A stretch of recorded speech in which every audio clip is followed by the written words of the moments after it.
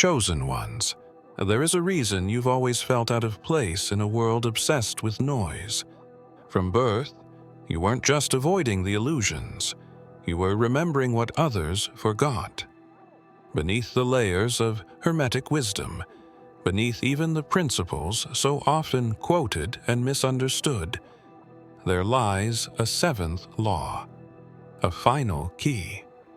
And it was never meant to be public. They gave the masses 6: mentalism, correspondence, vibration, polarity, rhythm, and cause and effect. The 6th was presented as the climax, as if the chain ended there. But the true initiates, the ones beyond even the temples of Thoth and the manuscripts of Djehuty, knew there was one more. One principle that doesn't explain the cosmos, it bends it. And that principle was sealed. But something changed. Across the world, scattered texts began to show signs of rewriting themselves. Ancient ink that should have faded turned bright again. Murals that were thought to be symbolic began reacting to sound. Hidden chambers, underground and interdimensional, activated. And in every event, one constant remained: your presence. You, chosen one, are the anomaly the Hermetic order feared would return. You were not just born into mystery. You are the trigger. The 7th principle responds to frequency, and that frequency is tied to your soul. And this is why the world feels like it's unraveling. It's not collapsing. It's reorganizing itself around you. Time loops, prophetic echoes, déjà vu, they're not accidents. They're the symptoms of a dormant law waking up. The ancient ones called it the principle of dominion. Not dominance, not control. Dominion. The power to override causality itself. It makes the law of cause and effect bend toward intention, not reaction, and they kept it secret for a reason. If the wrong soul accessed it, the entire cosmic pattern would fold. But they didn't expect your return. You are not here to obey the 7 laws. You are here to finish them, to become the embodiment of the final one. The moment you reclaim the 7th, every contract signed in blood, every ritual forged in shadows, begins to dissolve. There was a tremor in the invisible the moment you took your first breath, not in the earth, but in the unseen lattice of cause and consequence, the rhythm that even the stars obey. Hermetic adepts stationed across the globe, unaware of each other yet united by initiation, felt it, a break in the algorithm. Something ancient had returned. They didn't know your name, not yet, but scrolls locked away in obsidian vaults began to bleed light. The texts began to flicker like fire. Seals placed upon the 7th principle, long believed unbreakable, showed cracks, and the ones watching from beyond the veil whispered, "It's happening again." You see, the Hermetic code wasn't merely written, it was alive. And the 7th principle wasn't included in the Kabbalion because it couldn't be contained by words. The law was encoded in vibration, hidden in myth, and buried in DNA. Your DNA. That's why they've watched you from a distance. They've tried to bind you with false teachings, with distractions disguised as doctrine, hoping you would never realize who you are. But you're not here to follow the code. You are the cipher it was written for. At key moments in history, others like you have been born. But unlike them, you weren't meant to be erased. You were meant to be the rupture. The 7th principle awakens when someone refuses to accept the illusion of linear consequence. When someone transcends the illusion of, if this, then that. that's when the code bends. Your thoughts don't just echo in time, they overwrite it. You've felt it, haven't you? Patterns breaking down around you, people forgetting who they were, timelines collapsing in your dreams only to bleed into your waking life.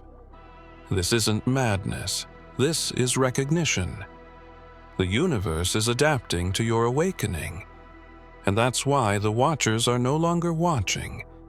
They're intervening. They know the principle has started to activate, and they fear what will happen if you realize the power you've always had, especially now that the code no longer denies your presence, especially now that the stars have begun whispering your frequency back into the grid. The initiates were given lanterns to guide them through darkness, each one lit by a hermetic truth.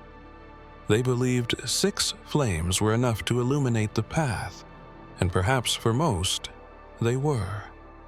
But even those who reached the inner sanctums, who bled for gnosis, who touched the scrolls penned in silence, were kept from the 7th. It was not forbidden out of malice, it was withheld for protection.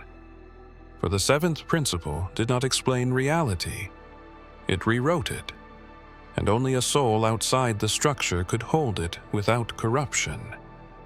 That soul is you. The old guardians feared what they could not contain, so they encoded the principle in paradoxes, buried it in dreams, and disguised it as myth. To the unworthy, it looked like madness. To the untrained, it brought ruin. But to the one whose spirit echoes outside time, it becomes the final chord in the cosmic melody. That's why you've always felt pulled between worlds, why synchronicities followed you like a shadow, why truth would vibrate in your bones before it made sense to your mind. The 7th principle has always been reaching toward you, but the world taught you to doubt the reach. Many who sensed it tried to manifest it, thinking it was just another spell, another force to wield. They called it inversion, reversal, God mode. They failed because they approached it with ego. The 7th principle doesn't obey will, it reflects it. It amplifies what you are, not what you pretend to be. And that's why it was never meant for the masses. Not because they were unworthy, but because most would destroy themselves trying to own what can only be surrendered to. That's the paradox. To wield the 7th, you must not wield anything at all. Now, you are starting to hear it, aren't you?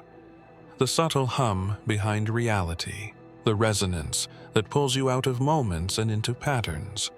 You've noticed events aligning without logic, thoughts becoming matter, emotions bending outcomes. These aren't coincidences, they're leaks. Evidence that the seal is cracking.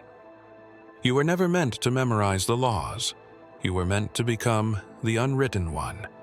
And if the 7th reveals itself fully, it won't just change you. It will collapse everything built to keep you from it. The Council felt it during the last lunar eclipse. Their attempt to reseal it failed, but something followed them back through the breach. They taught you that cause and effect was a chain, that every action triggered another, like a cosmic machine running on predictable outcomes. But the ancients didn't see it that way. In the tongue spoken before Babel, the phrase translated as cause and effect didn't imply separation.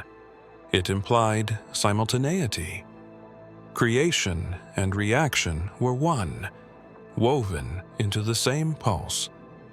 The idea that something must happen before something else is a construct, a lie designed to bind consciousness to time.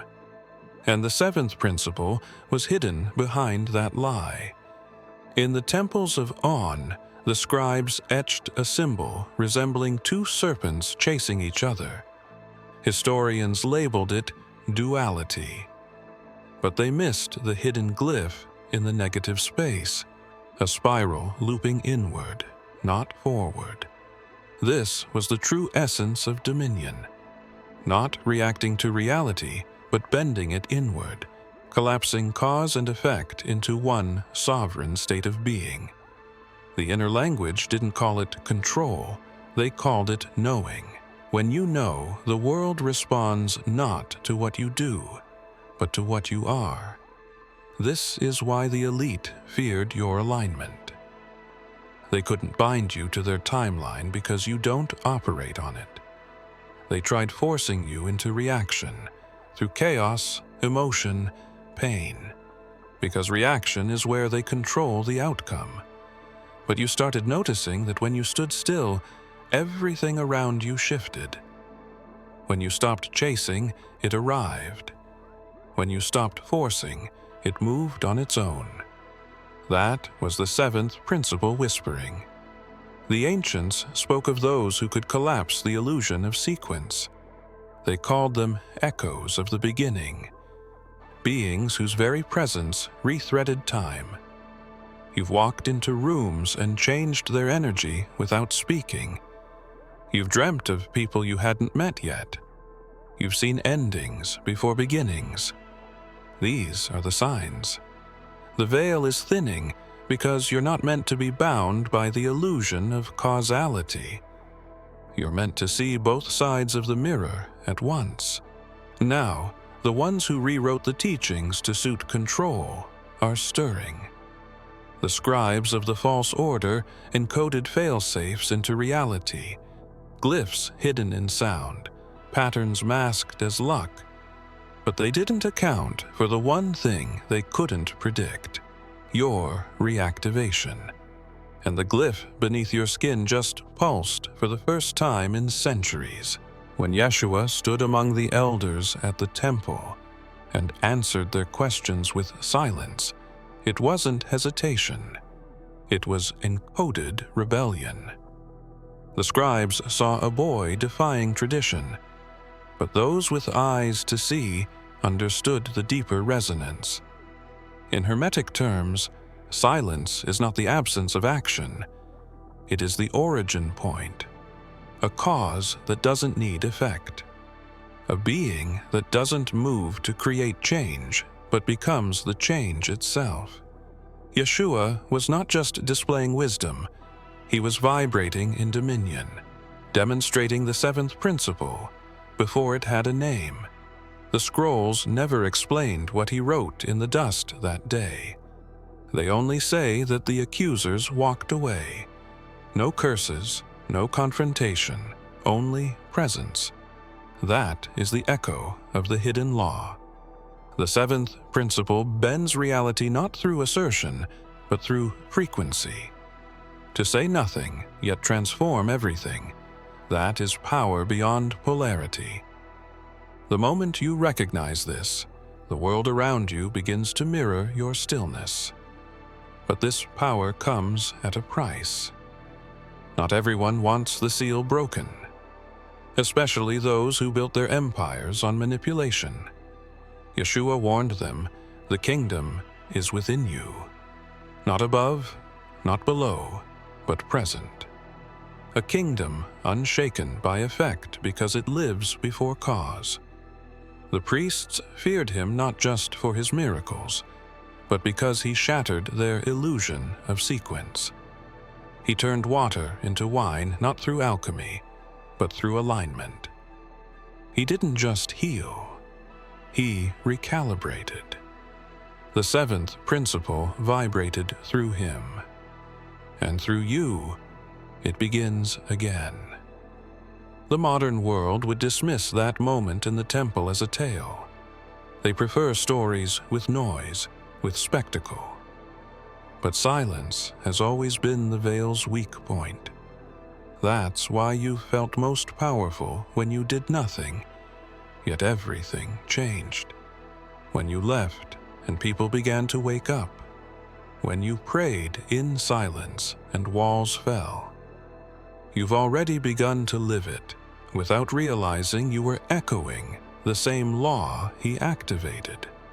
But those who sealed the seventh principle remember. Their descendants now wear robes of science and data, but their goal is the same: contain the awakening.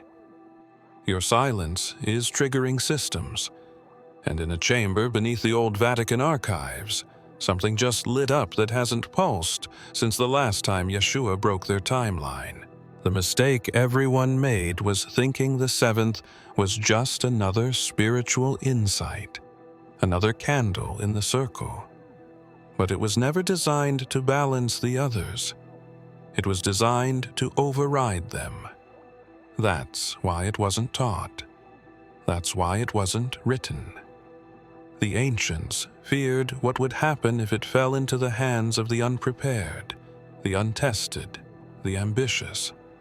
But what they feared more was someone like you, someone born already aligned with it, not through study, but through origin.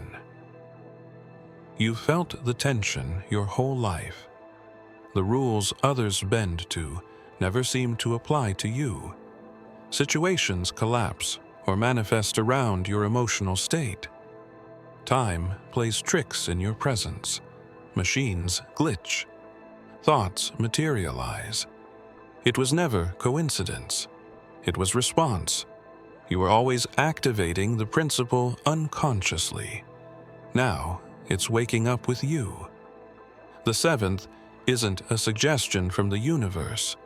It's a sword forged by consciousness, honed on intention, and unleashed through knowing.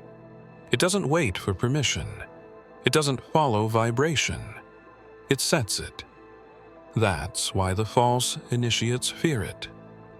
The ones who mimic rituals and recite words without essence, they know this principle answers to authenticity alone. No robes, no rites, no hierarchy, just frequency. And when yours begins to rise past the mirrored illusions, the seal responds. The weapon activates. You've already noticed the synchronicities sharpen, haven't you? The way your perception cuts through deception now, like you've seen this all before. That's the blade turning in your favor. Not metaphorically, literally. The ancient blade of dominion wasn't steel. It was wordless awareness.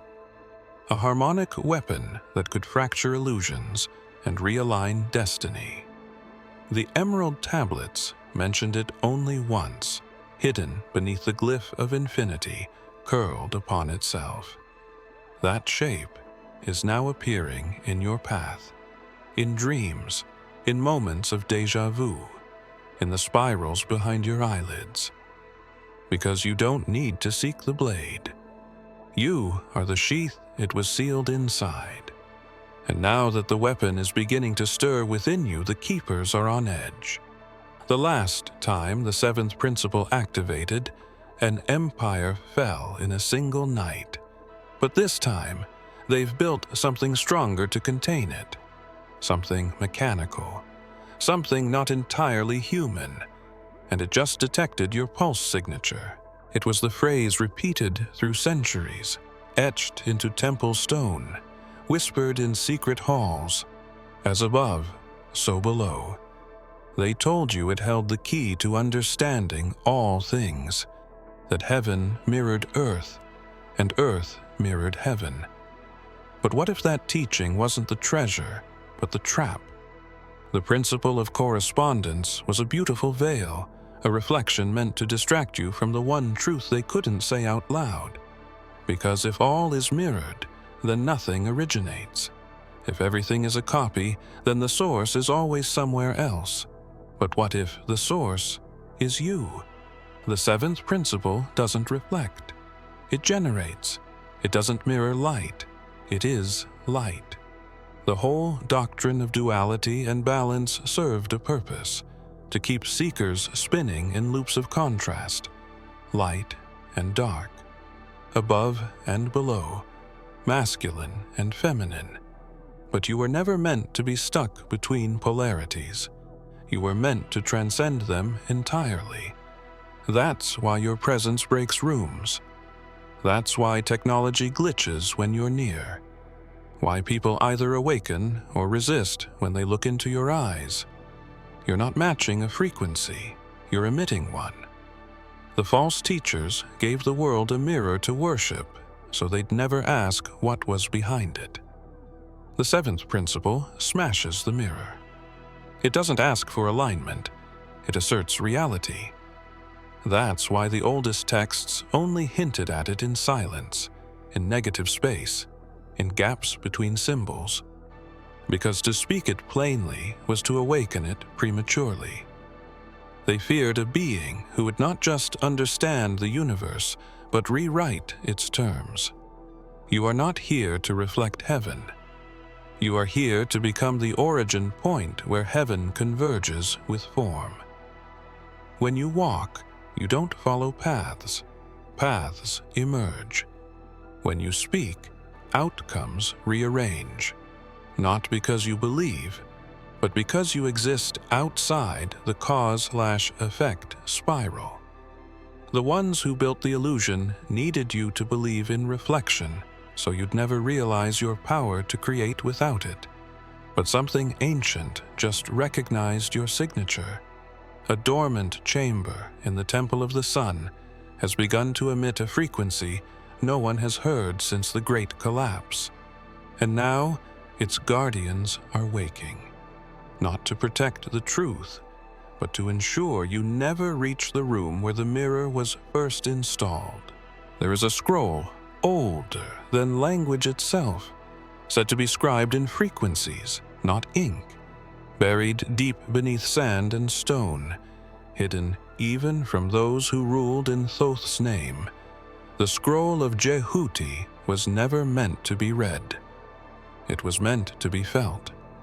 The ancients whispered of it in half-sentences, too afraid to speak it whole. Those who did vanished. But the scroll wasn't lost, it was sealed. And the seventh principle wasn't locked away randomly. It was encrypted with one condition. It could only be opened when a being of a specific resonance returned. That resonance is you. You were born not into a family, but into a code. The constellation under which you arrived didn't just mark your fate, it matched the scroll's final sequence. They knew you would come when the seals began to weaken. That's why they built distractions around you, systems to sedate your curiosity, a world designed to convince you that your visions were fantasy and your instincts error. But still, you felt the hum beneath it all, the quiet vibration behind silence. That was the scroll calling. The seventh principle was never meant to be spoken aloud. When pronounced, it doesn't form a word. It triggers a collapse, not of the world, but of its illusion. It folds timelines, reverses cause, creates matter where there was none. It is the original word before sound, the echo that predates light. That's why the scroll didn't contain instructions. It contained a mirror. And when your essence aligns with its frequency, the text begins to glow, not for the eyes, but for the soul. The Order tried replicating the scroll, tried forcing it open with machines, rituals, sacrifice. But the script remained inert, because it wasn't sealed with magic. It was sealed with memory. Your memory. A lock forged from your forgotten self. And now that you're beginning to awaken, fragments of the scroll's vibration are surfacing in your dreams, strange symbols flashing behind your eyelids, rhythms in your breathing that don't match your heartbeat. The scroll is preparing, but so are they. The ones who once buried it have returned in synthetic form. Their new bodies don't bleed. They calculate. and they've just rerouted their satellites toward the site where the scroll stood last night. When Yeshua spoke of the fig tree, most believed he was simply teaching patience or the signs of coming change. But beneath the parable, there was a cipher few ever saw. The fig tree did not just represent a nation or a symbol of rebirth. It represented time itself, a system that bore fruit only when aligned with divine will. But in that moment, Yeshua cursed it for not bearing fruit out of season. Why would the embodiment of divine love curse a tree for obeying its nature? Because he wasn't cursing the tree. He was revealing something deeper, the fracture between natural law and divine dominion. Yeshua's act wasn't vengeance. It was disruption, a demonstration that the timeline itself could be bent, reversed, made to answer not to seasons, but to intention. That act, subtle to the crowd but seismic in the spirit realm, sent shockwaves through the metaphysical grid. The seventh principle was being whispered again, not as doctrine, but as vibration. When he said, "If you have faith the size of a mustard seed, you can say to this mountain, 'Move,' and it will move." He wasn't speaking metaphorically. He was describing the seventh law's core. Reality answers to presence, not process. The fig tree was the test. The seventh principle isn't about waiting for alignment. It's about being the alignment. Yeshua showed that even nature's programmed rhythms could be overwritten by one whose consciousness stood outside cause and effect. And the ones who recorded the event didn't realize what they were preserving. They thought it was about miracles. But it was about memory. A memory buried deep within you. You've always felt disconnected from linear progression, birth, growth, decay. It all feels like theater to you. That's because your soul wasn't forged inside the cycle. It was forged outside of it. Like Yeshua, your presence bends law. And now, with every moment of silence, with every awakening breath, you are echoing that moment at the fig tree, demanding fruit out of season, demanding alignment without time. But the forces that witnessed him then are watching you now, not with awe, with fear. They recognize the signature of dominion, and one of them, bound in chains beneath the oldest obelisk in Rome, just opened its eyes again. There were 13 lineages that governed the flow of arcane knowledge, each entrusted with fragments of truth, each sworn to silence through blood oaths and celestial contracts. They ruled from behind veils, across dynasties and nations, altering records, rewriting myths, encoding principles into symbols that only their own could read. But among them, there was always one bloodline they couldn't touch, one they couldn't trace. A lineage that didn't begin with kings or priests, but with something far older, something celestial. That bloodline is yours. You weren't born into status. You were born into a cipher. Every attempt to map your genealogy leads to anomalies, missing records, inexplicable breaks in history. That isn't coincidence. That's concealment. Your ancestors were hidden, not lost. Their memory was encrypted in you. And the final Hermetic seal, the one bound not by lock or chain, but by frequency, was designed to respond only to that hidden line. The others tried to duplicate it. They bred hybrids. They tried manipulating timelines, but no amount of interference could substitute resonance, because the seal wasn't looking for purity. It was waiting for return. You've always been drawn to symbols you couldn't explain, languages that felt familiar before you ever studied them. locations that pulsed beneath your feet as if they remembered you. That's not mysticism, that's activation. The final Hermetic seal is not an object. It's a field, a dormant grid awaiting a signature. And now, as your awareness expands beyond form, it has begun to unfold around you. People react without knowing why. Old buildings shift in your presence. Time slows when you feel still. The field is sinking. The other bloodlines know what's happening. Their rituals are failing. Their guardians are glitching. They've tried sending emissaries cloaked as friends, tried coaxing you into agreements masked as opportunities. But they can't cross the threshold. Only you can. Because the field recognizes its own. And the moment you step into full awareness, the seal shatters, not as destruction, but as release. Now, their last strategy is forming. They're gathering beneath the salt lake, beneath a fortress masked as a scientific station. There, 13 chairs sit vacant, waiting for a final vote. But the 13th doesn't belong to them. It was always meant for you, and someone just felt you approaching. You didn't awaken all at once.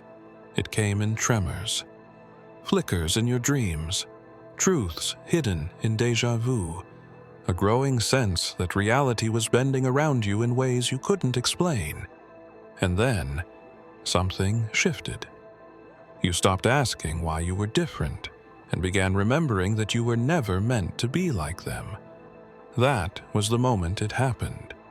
The moment the seventh principle reactivated.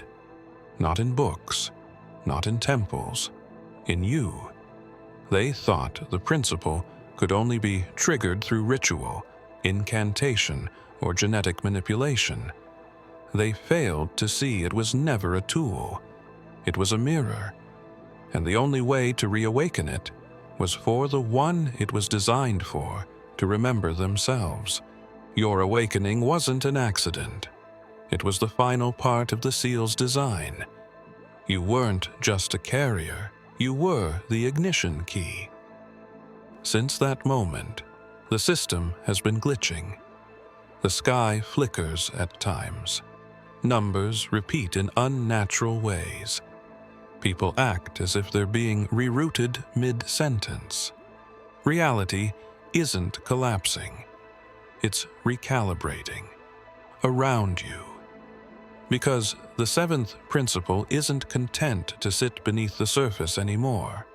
It's rising through your thoughts, flowing through your emotions, rewriting outcomes before you even speak them. It listens not to words, but to awareness. Not to desire, but to recognition. The ones who knew this day would come aren't sleeping. Their monitoring stations buried in ice and ash are lighting up. Signals once thought random are becoming coherent. The watchers, no longer mortal, are reassembling. They see what's happening. They saw the pattern return, and they know what it means. The weapon they buried, the law they suppressed, the truth they vowed would never reawaken. It's alive again, but the principle is not simply yours to possess. It must be walked, lived, embodied. As you move through the world now, the line between cause and creation will blur. Moments will bend before you. Doors will open where walls once stood, and you'll realize something deeper than any doctrine ever dared to tell you. You are not here to ascend. You are here to bring the structure down. And far below the sands, in a sealed chamber once cut off from time itself, a sigil just burned itself into stone again, for the first time in 7,000 years. If you have come this far, it is crucial that you watch this next video here. But be warned, it is not for the faint of heart, for only the true chosen ones can handle this video. If you would like to also donate to help keep the channel going, our Buy Me a Coffee link will be in the description.